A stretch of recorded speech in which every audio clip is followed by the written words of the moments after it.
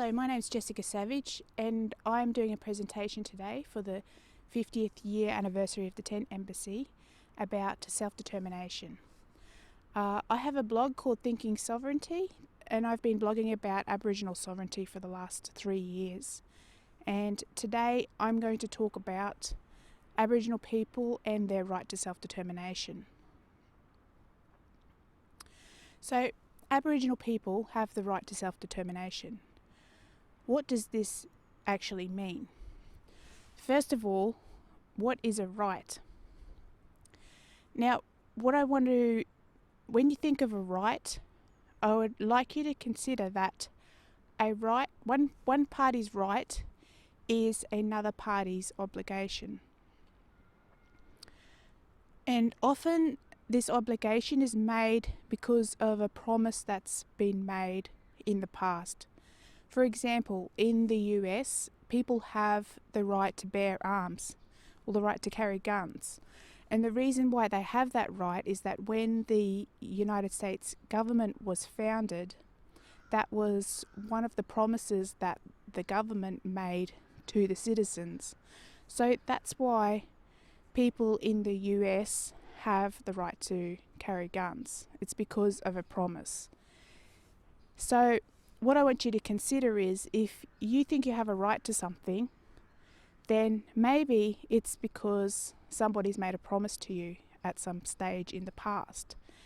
And if you feel like your rights are being violated, it's probably a good idea to track down who made that promise so you can chase up the right party, if you like. And secondly, what is self-determination? Now, self-determination can mean a lot of different things to different people. But what I'm going to concentrate on today is what the right to self-determination means in the context of international law. Now, in international law, there are basically 3 categories of peoples who have the right to self-determination. The United Nations Charter, which was written in, I think, 1945, states that all peoples have the right to self-determination. This is a little bit nuanced because not every category of people has an equal right to self-determination. I'll just tell you what I mean. Nation states, for example, like recognised nation states who are recognised as being like countries in the international community, they have a right to self-determination. Peoples who are under colonial alien subjugation also have the right to self-determination, but it is not the same kind of right of self-determination as nation states have. A third category of people who have the right to self-determination is Indigenous peoples. So for this presentation, I'm going to concentrate on the right to self-determination for colonised peoples and for Indigenous peoples. Now, keep in mind that being colonised and being Indigenous are 2 completely separate concepts. And for Aboriginal people, you might belong to both categories. So keep that in mind. So I'm going to show it up on the screen now, a diagram that I've made that it's like a roadmap to self-determination for peoples who are both colonised and Indigenous. So on the blue side of the map, this represents the right to self-determination for colonised peoples. So colonised peoples are defined in the United Nations, in various United Nations resolutions, General Assembly resolutions, as colonised peoples are peoples who are subjected to colonialism and people who are subjected to alien subjugation, domination and exploitation.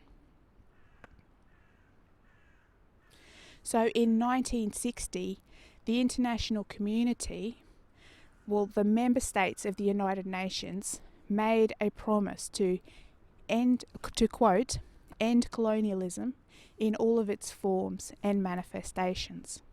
Now, in all of its forms and manifestations should mean settler colonialism, because settler colonialism is a form of colonialism, of course. Now, remember what I was just saying before about what a right is, right? The right to colonised peoples for self-determination comes from this promise made by nation states in 1960. So what happened? Africa decolonised, and many non-settler or more franchise colonies, like in Africa, decolonised. And a lot of this happened in the 60s. But what happened to settler colonies? They seem to have been left out. The problem that happened was this. The United Nations' main mechanism to decolonise the world happened through a special committee that they set up called the C24 Committee, or the Special Committee. The problem is there was political interference by countries who had a vested interest in settler colonialism, and they interrupted the process so that settler colonies never ended up in the committee's mandate. So what happened is franchise colonies ended up having a supervised process through this special committee, but settler colonies were left out. But even though settler colonies were left off the committee mandate, the promise from the world to end colonialism in all of its forms and manifestations still holds. What actually happened is that the colonisation process for settler colonial states was domesticated, and it was treated as a domestic issue by those settler colonial states. In other words, the decolonisation process for settler colonial states was not under international scrutiny, but ended up being moved in-house into settler colonial states. Australia has been trying to decolonise since 1960. If you actually have a look at what happened during the 60s, when Aboriginal people got kind of granted equal citizen privileges, that was an attempt to decolonise, because one of the pathways for decolonisation was called integration, and integration requires equal rights. That's why Aboriginal people got equal rights in the 60s. So Australia did successfully decolonise in the 60s.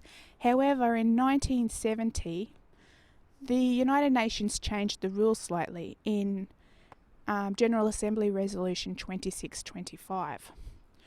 This is called the Resolution on Friendly Relations.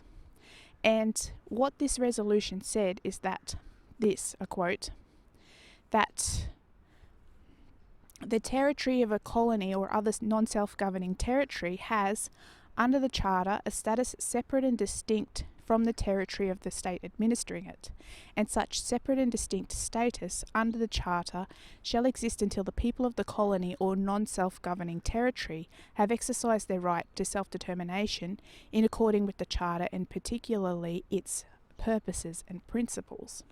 So what this did is it shifted things a bit. What it meant is that for a territory to decolonise, it needs to be the people who are colonised, who are under alien subjugation, are the ones who need to exercise their right to self-determination in order for a territory to decolonise. So, and that the land, the territory, and the peoples of the land, so that would be like Aboriginal land and Aboriginal people, remain separate from the administering power. So, under international law, the consent of the people who are actually under occupation is needed to decolonise. And that is what the right to self-determination is.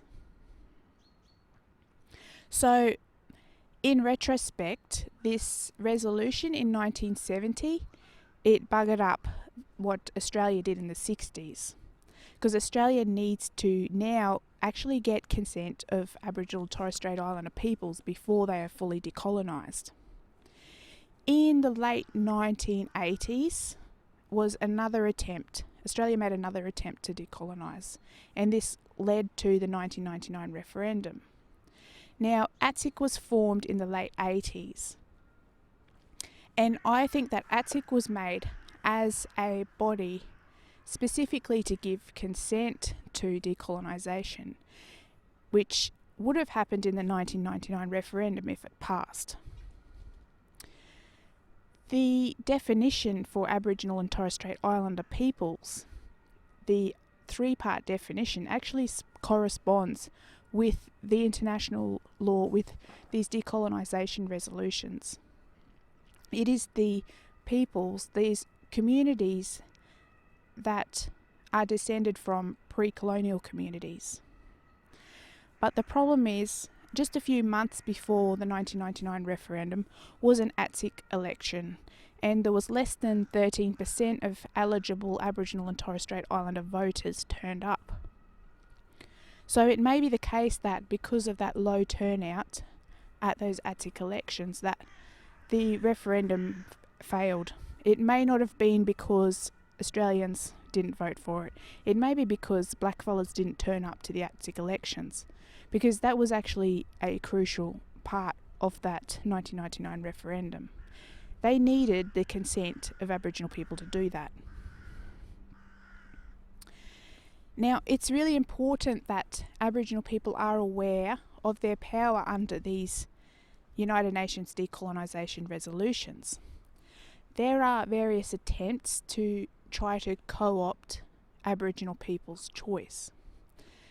These decolonisation resolutions are actually the key to getting land rights, to getting reparations, to sovereignty, and to getting an internationally enforceable treaty, whatever the Aboriginal and Torres Strait Islander community as a whole chooses. The power of these decolonisation resolutions the power from them needs to be put back in the hands of Aboriginal people. However, a big problem is that there's not much awareness of this.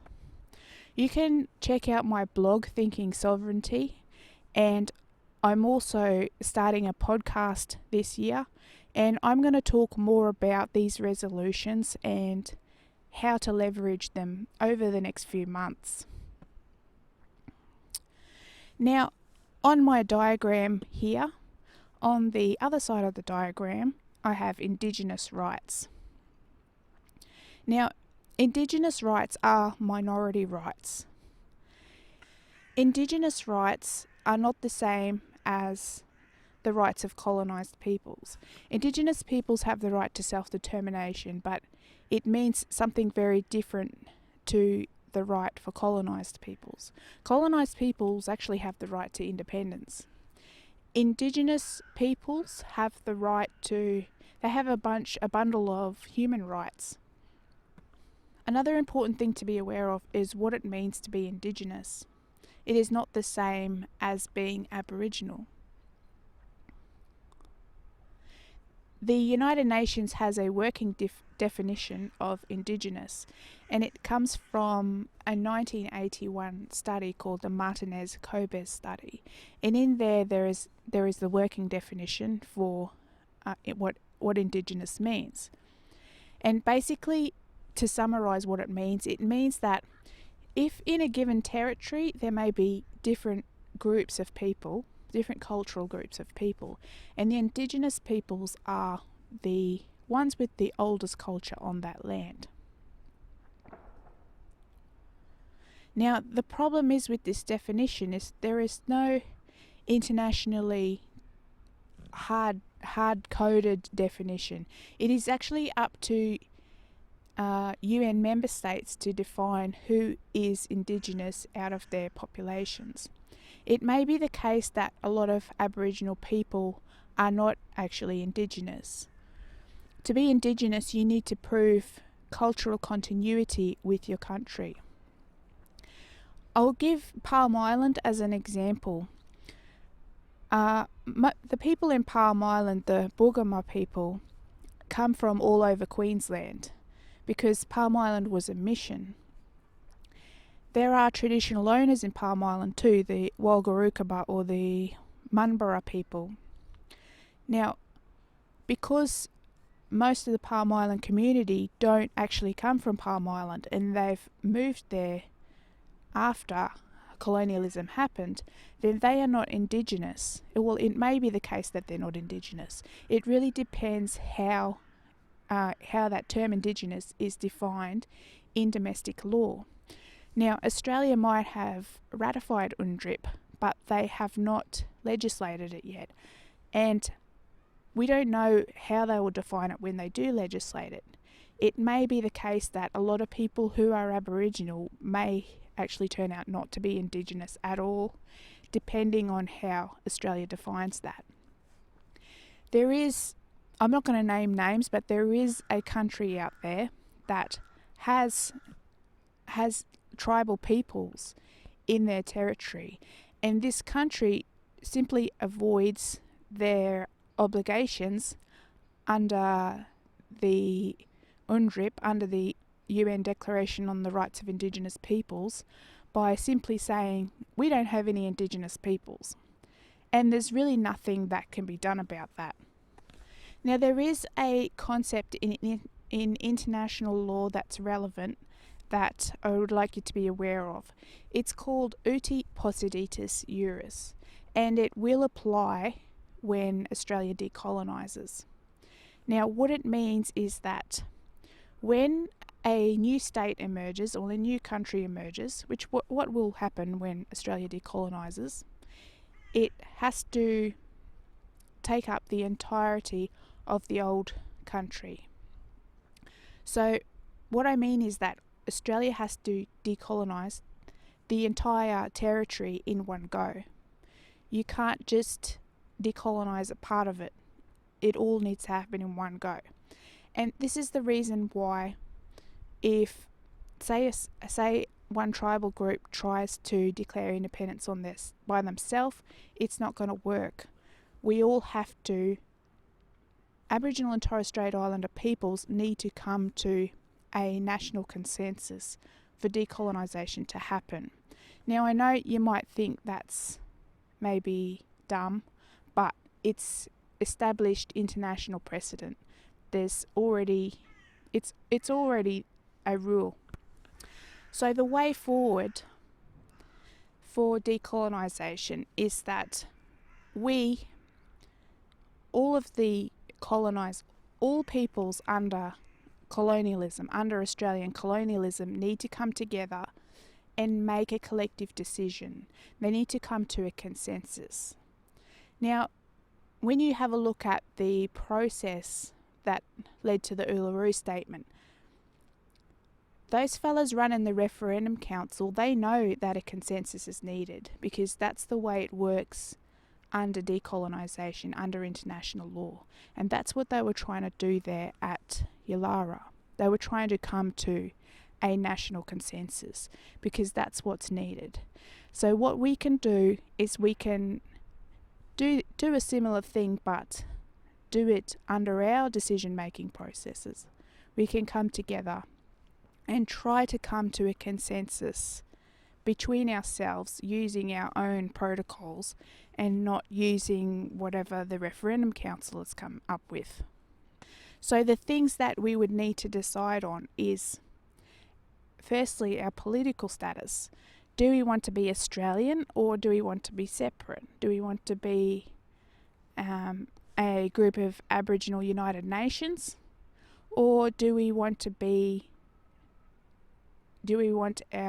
each of our separate tribes or something to be our own country?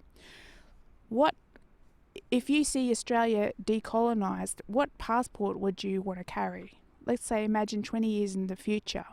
What passport would you carry? Would you carry one from your own language group, or from your clan, or from a Aboriginal United States, or an Australian passport? What would you like to do? The other question that you'd have to consider is the territory. What will the territory look like? The territory of Australia or New Holland, Van Diemen's Land. Okay, so of course when the referendum council did their process, they called for unity because of course they want unity because they want They want to maintain the status quo and they want Australia to stay as one country. But it doesn't have to necessarily be one country at the end of it. You could split Australia up into, say, the east coast is the Republic of Australia and the rest of it is some kind of Aboriginal United States, or some kind of unity government, an Aboriginal unity government. You could also do a statehood solution like Michael Mansell's Seventh State, where you make Northern Territory an Aboriginal state.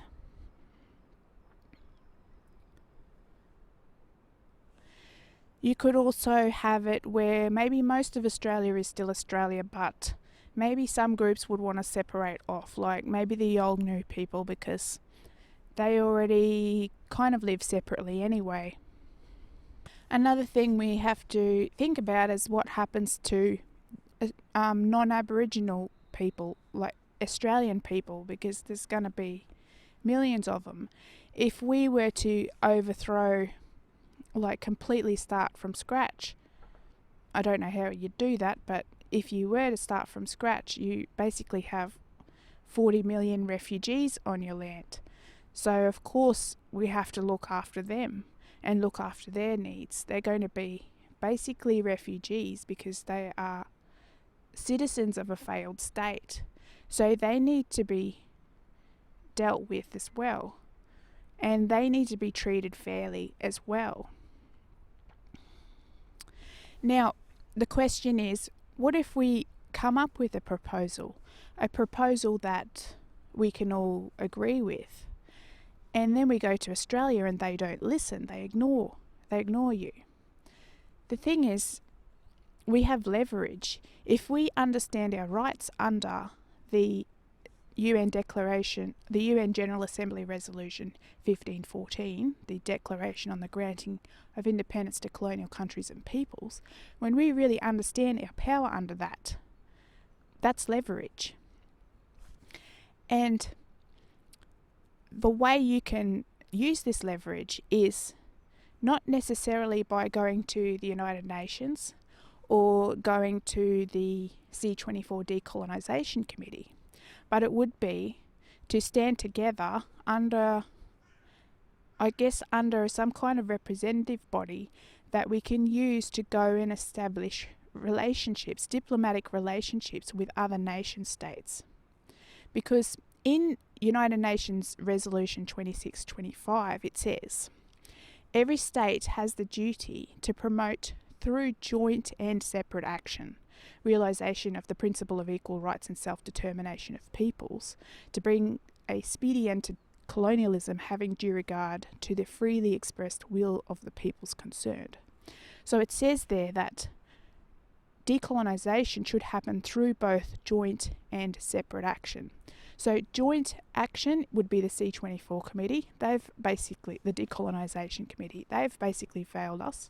Separate action would be Australia's attempts to decolonise, which they've failed to do for 61 years now, so that is definitely not speedy. The other option we have is to go out individually and establish diplomatic relations with the 192 or 193 United Nations member states, because every single one of them are signatories to the United Nations Charter, and under the Charter they actually have an obligation to help us. They've promised to help us, so we just have to find a way to get ourselves together, get a proper some kind of representative body together so we can go and approach them directly. And I think once we show that we are capable of establishing diplomatic relations on our own, then that will really start getting the ball rolling, and whatever proposal we come up with, the Australian governments will be pretty much forced to come to the table and deal with it properly. Now, I think that would be a good way to move forward. The Tent Embassy has been sitting there for 50 years now, and has achieved a lot. Maybe the next step going forward for the Tent Embassy would be to pursue self-determination under the UN General Assembly Resolution 1514, to go to that direction. So going back to my diagram here, what we need to focus on is this blue area here. This is where self-determination, this is where you'll get sovereignty, this is where you'll get land rights, this is where you'll get reparations, this is where the real leverage is. If you wait until UNDRIP, it's too late. UNDRIP is minority rights. It's rights for, quote, Indigenous Australians. Once you become Australian, you've lost all your leverage under 1514.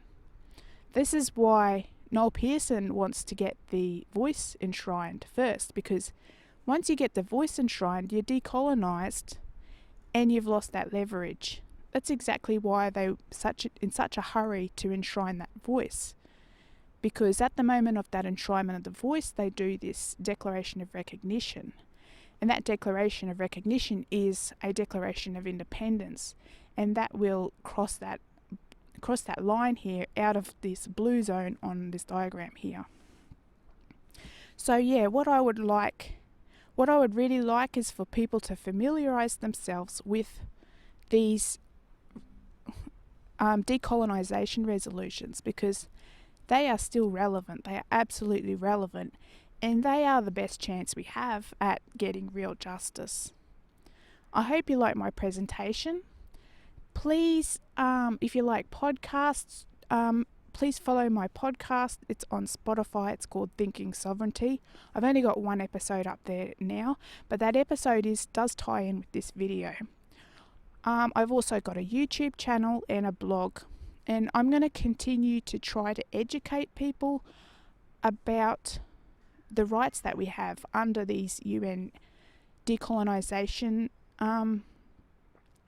resolutions and under international law, what our rights are under international law. Because when our traditional governance, in our maybe not so traditional governance, our own form of governance, post-colonial form of governance, when that meets international law, we can get our land back. We can get reparations. I hope you liked my talk. Thanks for listening.